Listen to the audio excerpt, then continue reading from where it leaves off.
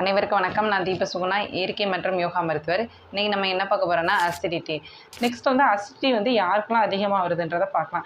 அசிடிட்டின்றது முக்கியமாக எதனால் வருது, அதாவது யாருக்கெல்லாம் அதிகமாக வருது அப்படின்னு சொல்லப்போனால் நம்மளோட ஈட்டிங் ஹேபிட்ஸ், அதாவது நம்மளோட உணவு பழக்க வழக்கங்கள் ராங்காக இருக்கிறனால வருதுன்னு சொல்கிறோம். அதாவது எப்படி ராங்காக இருக்குது அப்படின்னா, நம்ம சாப்பிட்ற சாப்பாடில் ரொம்ப ஸ்பைஸியாக எடுத்துக்கிறது, காரத்தன்மை அதிகம் உள்ள உணவுகள் எடுத்துக்கிறது, அதே மாதிரி கொழுப்புகள் அதிகம் உள்ள உணவுகள் எடுத்துக்கிறனாலையும் நிறைய உணவுகள் அடிக்கடி சாப்பிட்டுட்டே இருக்கிறனாலே நமக்கு அசிடிட்டி வருதுன்னு சொல்கிறோம். ஓகேங்களா.